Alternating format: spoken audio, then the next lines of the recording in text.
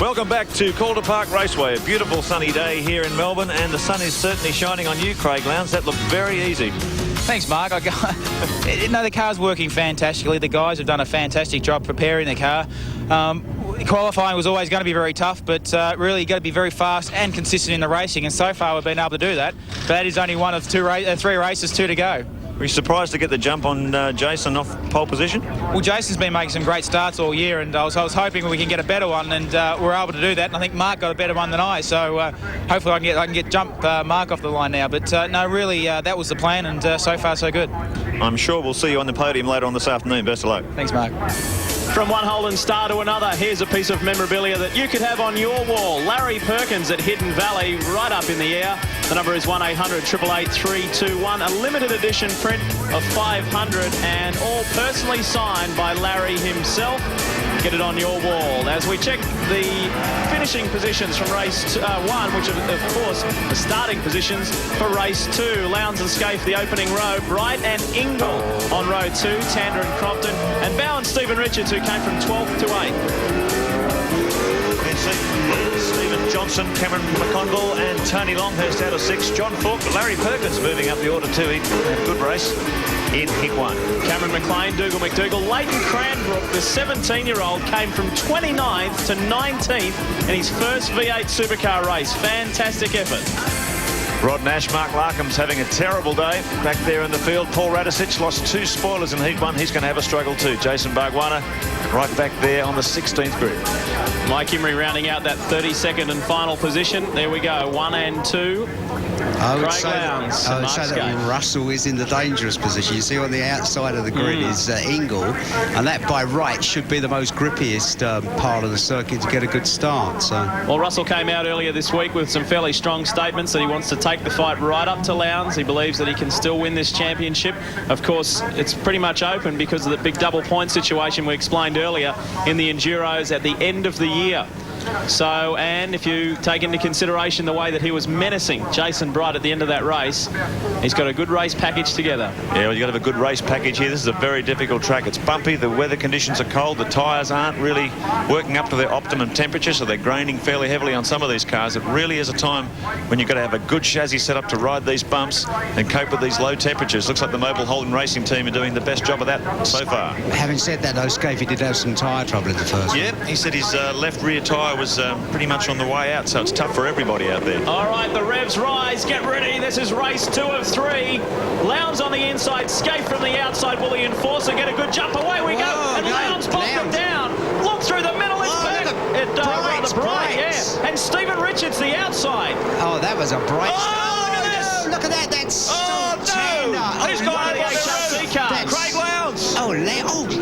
Oh, my goodness me. That's a nasty. Craig Lowndes, car 1, our championship leader. You could see there was a contact there between 2 cars. It set off a chain reaction.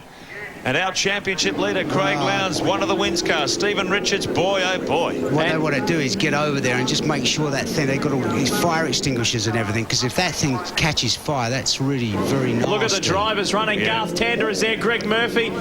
All these guys are friends. Crompton in there. They're all concerned for their fellow competitors' safety and welfare. They are all rushing in there to his aid. And that is exactly the same position we saw the Formula Ford crash yesterday. Identical, absolutely identical. Look at the bank. The dirt marks there are where the Formula Ford went in. Look, that's the Marshal's doing a really good job there, because the frightening thing, the thing they've got to be so careful of is to make sure there's no fire. Well, I'll tell you what, these are tough old cars. They build these Mobile Holden Racing Team cars like Sherman tanks, massive roll bar structures in them, safety systems. So hopefully Lowndes should be okay. What a frightening sequence of events. And Craig, we can hear some of the crowd cheering, so Craig is out there. Craig's out the car, and you see the medical guys down. Just have a look in the middle there, and by the way that Craig's friends are sort of walking away, you'd say that things are good, because basically, you leave everything to your. Well, Barry, we've got some replays here, so let's have a look, eh? Yeah, look what happened here. Right, this is on board with John Bow. I think it was somebody touched Tando. Now watching the middle there. Right, yeah, you see, it's Russell goes into Tander, that goes sideways, and that is Crompton, isn't it? And then that was completely separate. That was totally separate. Yeah, totally separate thing at the front. And there is Craig spinning off to the left. Look at that, it's frightening. Here it is from the now top watch. angle. Now you see Craig is down there on the left. That's the touch there, right? That's the touch where... That's Stephen Richards who... it's Stephen Richards, is it? Sorry, I thought it was Garth Tander. Yeah, the white car in the middle was the Wins car, but Stephen was obviously offline whether he... That's frightening. Now, look, watch this, where it touches the curb. It's identically the same thing as happened yesterday. And just, you know, now... Now that car has left the track at close to 200 kilometres an hour, you would say. That is very, very, very nasty, and we just keep our fingers crossed and hope that Craig's all right. Well, these cars are built extremely strong, and they are very, very well put together. This was a brand new race car. Right, now let's try it. Now you see the touch there was from Stephen Richards. You know, I thought it was Garth Tander, it was Stephen Richards, and the touch makes Craig's car pick up the left-hand rear, and then you'll see. See what happens. Stephen gets knocked in. No, all right, now so look there. See, it's the bang from Stephen that lifts Craig's left-hand rear off, and it's just totally out of control there. Well, what was very lucky there was Lowndes came up on level ground. Imagine if he hit the concrete wall in the middle. A lucky escape for Craig Lowndes. We'll have more information for you on this situation on the other side of this break. Back real soon. Well, here is the sequence of events. Yeah, you can see there that's Russell Ingall's car, the Castrol car. And you see that's Craig Lowndes' car being turned over. Basically, it was a racing accident. No one's to blame for it. Russell Ingall was in the middle. He was sort of got squeezed by Garth Tander and Stephen Richards. Not purposely, I hasten to add. It was just a racing thing where you're looking at the first corner. And basically, look at Stephen Richards' car right over on the right-hand side. You'll see him spear across, right across, and then it's Stephen's car that goes bang and tips up Craig Lowndes' car on the roof now, sliding down the circuit. And you see it slides onto the grass and goes even quicker, hits the tyre barrier and goes on, rolls over, and then starts to go end over end, and then ends up, one more, ends up upside down on the barrier. So that's a very, very nasty crash, and this is another view of it. But it just shows you how strong the cars are. Well, here's Mark Osler. What do you have for us, Mark? We're down here in the pit lane with Jeff Gregg, the Mobile Holden Racing Team manager. What happened there? Look, Mark, I haven't actually seen the replay because I was standing at the wall, but he got squeezed by someone. Someone gave him a fair push up the bum, and then obviously, you know, he went off and tipped him over. But at least he's okay, so that's number one. Cars we'll just have to repair. You know, it's only sheet metal, so but he's okay, and that's the main thing. It's extraordinary when people have been talking about Lowndes has got to have a bad round to pull the points back. God, you couldn't have a worse round than this. No, that's the way it goes. But you know, well, I think we'll wait till first we've got to get the car back, and hopefully we'll be right for Simmons. Thanks, mate. Okay, cheers, thanks. Well, as you can see there, some 100-mile-an-hour tape, some duct tape on the front of Russell Ingall's car. Also Garth Tander, the vacant position of Lowndes. From position 1, we're also missing Crompton and, of course, Stephen Richards. Severe damage to those two cars. So and the news is that Craig Lowndes is pretty much okay. He's spoken to Greg Murphy, and he's obviously sore. We don't know any more than that, apart from the fact that, thank God, he's okay. Hopefully throughout the afternoon we can give you some updates on that. Green flag at the back. Get ready for the restart of race 2. The sole Mobile Holden Racing Team Commodore on the front row, Mark Scaife. Ready for the restart this time round. Away we go. Yeah, good start from Scaife. Oh no, Russell Ingall and Bright on the inside. Jason Bright. Well, Bright repeating what he did earlier. He got away to a terrific start in the original start. It's 3 abreast. Oh, the squeeze again! Can you believe it? Now Bright smashed into the wall. Yeah, that was very unfortunate there for Jason Bright. It's a squeeze job again. Mind you, at least he's got away, but I think he'll find there'll be too much damage there that to carry on. When he was at the front, he went to go. The motor was still going, but I think there's obviously a lot of steering damage at the front, and he's come to a stop right in a very dangerous position on the outside of the first turn. So I wouldn't be surprised to see this either stopped or the safety car come out. Well, yeah, it's a really bad position there because that's braking at the end of the straight, and a very, very quick straight at that. Scaife leads Russell Ingall. Back to Garth Tander. John Bowers pounced up there in the Cat Ford. He's sitting in 4th position. As they come around onto the main straight, let's see what happens here. They'll be coming into a caution area unless Bright has been able to get away. Now there's the Brighty got away. Hang on, just saw the SC sign out, so the safety car is out on the circuit. There is the SC, and there is the safety car. So I was getting, when I saw that squeeze and saw Jason go sideways, I was thinking, oh no, don't, for God's sake, don't let it go over again.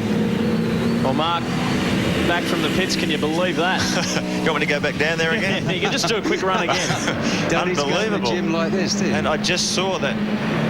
Incredible. I mean, it was almost a repeat situation with the pincher, with the 3 cars coming together. Right now, watch here. You see the 3 all very, very close, and then you watch the back.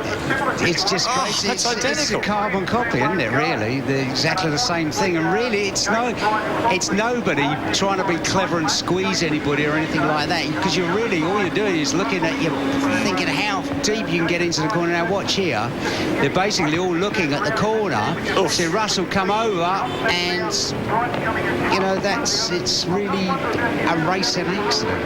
Mark Scaife can go out and buy a lottery ticket now. That was very lucky he got out of that because he was right in the middle of that I totally agree. Yeah, he was right in the middle of that squeeze. Let's have a look at that again from the top. There you go.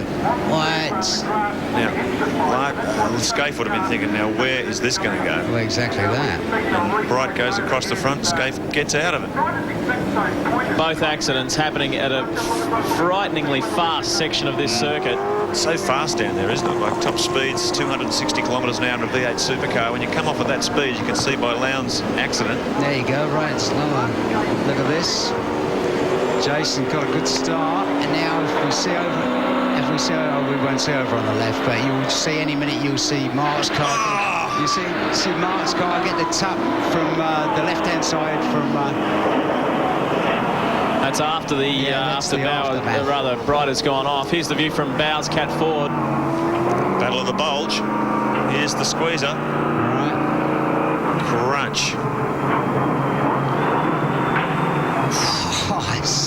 Could have been nasty. Oh, gee, it makes you wonder. Look at those marshals standing just off to the side of that concrete wall there. One of our cameras was right there too. Oh, boy, oh, boy. Word through from race control. The lights are off. There you go. We can see for ourselves. So we'll be back under green. And let's hope we get through cleanly. Tell you what, they want to be thinking about some catch fencing down the bottom of Calder straight after this weekend, because there's been a lot of cars flying up over that concrete wall. That's very true. There's marshals, there's cameramen, there's all sorts of guys down there, so they'd want to look at that pretty quickly. There goes the safety car. We're going to be back under green this time round. They come out of the final corner onto the main straight. Single file, and we're back under race conditions with Mark Scaife, Russell Ingall, Garth Tander sitting in 3rd in the Valvoline Cummins Commodore. Ingall immediately goes for a very defensive line down the inside. Both cars displaying plenty of battle scars. Bowers in 4th from Seaton, who has come right up. I sort of spoke. I thought I might have locked it up there. Finally got a clean start in Heat 2 of the Shell Championship Series race from Calder Park. That great overhead shot. It looks like Tander's car is pretty quick, unless he got a really good run out of that bottom corner onto the start and finish straight, because he's really made a lot of ground on Ingall. Tony Longhurst is up there as well, guys. He's come up from 12th into 7th position. This is the battle of the walking wounded. There's race tape galore holding all these cars together. Mark Scaife looks like he's got the least damage of that leading bunch. He's going to lead them through onto the main straight for the first time.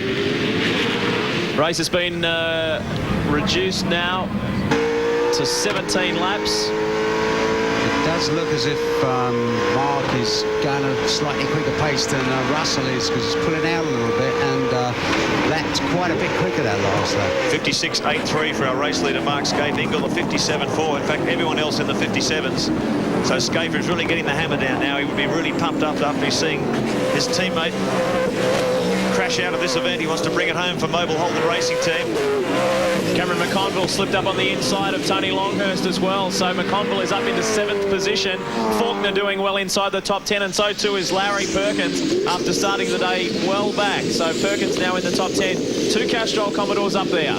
Stephen Johnson's going well. He's in 6th. Yeah, he's in the middle of a battle of Fords there. He and Seaton and Bow. When you get a big incident like that, it always tends to shake up the field. We're going to have a very unusual result on the podium this afternoon, but it's very important for this man Ingle. I mean, we're all very grateful that Craig Lowndes is okay.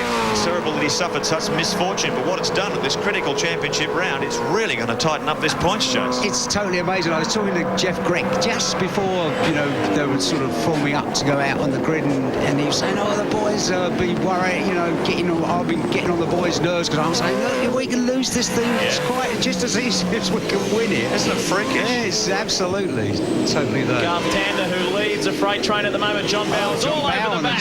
Plenty of power in that Cat 4. Then back to Seaton, followed by Stephen Johnson, and then we go back behind Stephen to Cameron McConville. So Tander is just hanging on here. I think it's only a matter of time before Bow will find a way through. It looks the way Glenn's going, as if his thing's healed up in the break. Well, relentless pursuit by John Bow. This is this continuing form of this Western Australian-based team as we take the Be Clear and Simple onboard camera. He's just had a new addition to the technical squad, Alan Draper, who built so many winning engines for Dick Johnson Racing over the years. He's now joined the WA operation in-house as their engine man. So slowly all these factors start coming together for the Caterpillar team. Here's onboard telemetry, the triplemetry on the Cat Ford. I tell you what was really impressive to me at Queensland Raceway was the way that they completely changed Bowers' car. You remember it was quickest to pole in practice. The disaster in the first race destroyed the tyres and then completely transformed it. To come back by the end of the day. And that is a good bunch of engineers and setup. They're putting together a very high-quality team. And people forget, I mean, this is the year they started, so they've had very little experience as a team, but they're obviously welding themselves together very effectively. Well, they set a new benchmark. They are the team who has produced the shortest amount of time for a win. So from beginning to first win, yes, on the inside of Tander. Yeah, I think Garth just made a bit of a muck up there, or didn't get a good run out of that, and John was on the inside, got a good run, and that was that. Look at the damage down the side of Tander's car. It looks like it's done about 10 rounds with a baseball bat. Seaton wants to have a go. He's lining up. They're all lining up to have a run on Tander. The triplemetry, we stay with the Caterpillar Ford of John Bowie. Has a quick look in the mirror.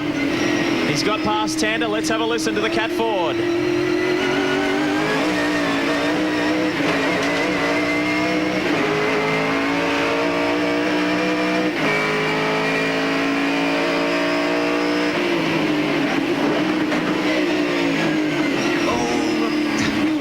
I thought Garth was going to come at the inside. You can't leave a spare centimetre, can you, Baz?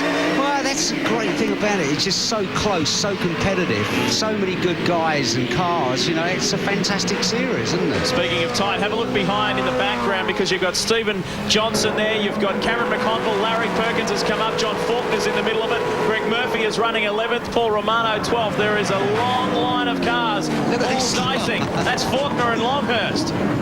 Down into turn 1. Order remains the same again, but it is so close you can't afford to make the slightest error. Don't worry, we're not showing you pictures up front. Positions remaining the same. Skate about 1.3 seconds in front of Ingle. They're matching each other's lap times, but no move there at the moment. This is where the action is. The battle for third position. Bow, Tander, Seaton, Stephen Johnson, Cameron McConville, Tony Longhurst, Faulkner, and Larry Perkins moving up after a terrible qualifying session. And how about this guy's teammate, Stephen Johnson? His teammate for this weekend, Paul Radicic, has come from 30th to 13th. He's a hard man, isn't he? Isn't he? What? Give him the equipment. McConville's going well. He really is. He really is flying. Let's not forget that Cameron will drive for the Mobil 1 Holden Racing team in the Enduros. And unfortunately, he won't be racing in 2 weeks' time at Symmons Plains. As we mentioned earlier, Paul Dumbrell will take over that car. We look forward to round 9 on Sunday, August the 8th. Well, they're going to be a dynamite combination up at Mount Panorama come November. Don't dynamic driving duos right up and down this field. It's going to be very, very tough to pick a winner by the time we get to Mount Panorama. Don't forget, you can stay in touch with everything that's happening with the V8 Supercars on the official website, www.v8supercar.com.au. And Stephen is under siege here. Stephen Johnson, that is. McConville really trying hard behind.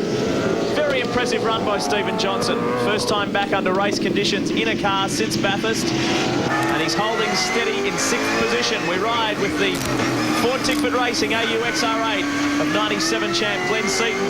He now still tries to find a way past young Garth Tander. Well, Glenn's doing a good job of dialing his car into this track as the day progresses. You can see just make some adjustments on his adjustable anti-roll bars. They've got adjustments for both front and rear.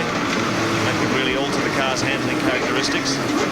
So Seaton just constantly tuning his car as he continues in this Seat 2, and he's coming right in on the back of Garth Tander, who's copping a monstering out there today. Look at the damage on that car. Through that change of direction. And the back straight once again. Garth's got a bit of rubbing bodywork there sometimes when the car leans over on its tyres. Seaton trying to find a way around Garth Tander. There's two really major overtaking opportunities here. Well, I just had a quick thought there. After Crompton, we were talking, his confidence was back on a high. He's now been struck by the bad luck stick again and caught in that tangle and is out again. So we don't know the extent of the damage on that car, whether Neil will be back in the next race or not. That's Paul Romano. Has gone. One of the officials has gone too. Yeah, tripped over there in the foreground. I think he's okay, one of the flaggies. I think they're all getting a bit ready to do a run over there. Oh, look at this, under fire now. Tander really copping a monstering from the FTR Falcon of Glenn Seaton. Stephen Johnson in there behind. So Tander getting plenty of heat here. Glenn Seaton now 1997 touring car champion.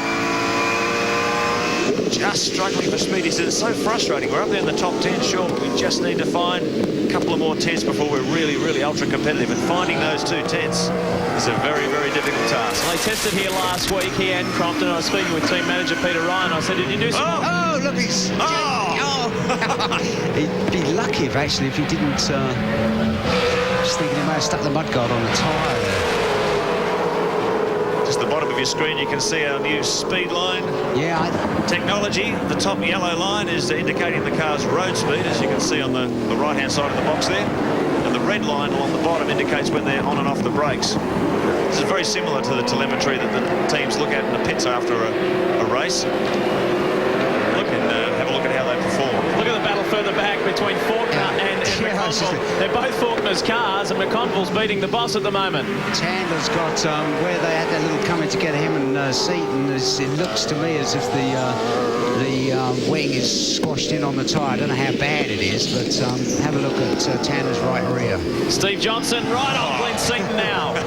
Then he's got to be so careful because Cameron McConville's looking for a way through at the same time, defending from John Faulkner, who blew an engine in qualifying. 4 laps to go. Longhurst is right on him. Then back to Larry Perkins, who's having an improved run. Murphy and Radicic from 30th up to 12th. McLean, the top privateer, in 13th. Still about a 1-second gap between Mark Scaife and Russell Ingall in the battle for the lead. Bow some 5 seconds behind them. This is where the action is, where it's been all weekend. Scaife, Ingall, Bow. Then it's Tander, Seaton, Stephen Johnson, Cameron McConville, John Faulkner, Tony Longhurst. Boy, we're getting a real traffic jam building up here in the battle for 4th position. Over the hill on the back section. We're running out of time. And talking with a couple of the guys in the Shell Helix team earlier, they said Dick Johnson was like a cat in a cage this weekend. He didn't exactly like standing in pit lane. Look at Glenn Seaton right on Garth Tander. Tander has done an extremely good job to hold on and deal with that pressure. Hasn't he matured this year? He's just been in a lot of situations where things have been very, very tough for him out on the racetrack, but he's shown great maturity and control to maintain position. He can mix it with the best of them. Yeah, it's just news from the HRT lot. Craig has got a sore right elbow and a sore left knee, and his last comment was, tell Schenken I might be a bit late for the start of the 3rd one. Tim Schenken's the clerk, of course, if you're wondering at home who that is. So, Tim, We'll be looking at a bit of an empty grid position there, I think, for Heat 3. Here's the battle for the lead. It's been this way most of the race. Scaife just maintaining about a 1 second lead over Russell Ingall. And lapping at virtually identically the same time. It's been down to hundreds, down to 10,000ths of a second, the difference between their lap times. So really, Ingall is just trying to squeeze everything he can out of the SLX Commodore, but not quite enough to match Scaife. And this is 4th and 5th in the championship too, with 2 laps to go. Russell 4th, Mark Scaife 5th, and it's fairly tight between those guys also. So they will need their points, and it's really going to tighten up in that top 5. Oh, isn't it what? It's a good day for Russell Ingall. He'll be thinking about that points table. He needed this break on Lowndes. Lowndes had almost 200 points lead over Jason Bright coming into this round. Ingall desperately trying to claw his way back into the championship. Mark Larkham has had a great run too, from 28th to 14th. So the Moto 10 driver making his way forward as we take a look at Russell. We go on board. And this is simply a points drive here at the moment. He can't make any ground on Scaife, still 1.08 seconds. And that's the way it looks like it'll stay, Baz. That's the way it looks like it'll stay. Well, there's nothing else they can do. It's just looking at the state of Russell's car. It looks like it's in a bad way. Great shot down there. You can see the amount of dirt and garbage there is dragged onto the circuit. This guy's come down to that very hard braking area. Seaton now ranges up the inside. One last attack on Garth Tander, but the Valvoline Cummins driver, the 22-year-old WA star, has really held his position well. And look at Here's this. Murphy and Radicic. They've caught up to this group also. Radicic up to 12th position from the back of the grid. This guy is a flyer. So he stayed out of trouble and has been driving extremely fast from one end to the other. Here is Mark Scaife. He's on his way home. A win in race 2 is heading his way. He's never won a round here at Calder before. This could be the day for Mark Scaife after starting the day in 3rd position. A 2nd in race 1, and he does this one for his teammate. Takes out the win in race 2. Scaife in the number 1 position. Russell Ingall, some valuable points for the enforcer. John Bowen, the Cat Ford, will get 3rd, and well done to Garth Tander, who sustained that pressure and remained in that 4th spot and keep Glenn Seaton back there in 5th. But well done, Mark Scaife. Good win, good drive, and survived an anxious moment in that restart. Oh, that's the restart. Both of them. Deja vu. Yeah. He makes his way back in, and so too Russell Ingall. We check the final placings on your Shell Helix race score in the top 8. Tander for 4th, Seaton 5th, Johnson a good drive for 6th, McConville and Faulkner back right after this.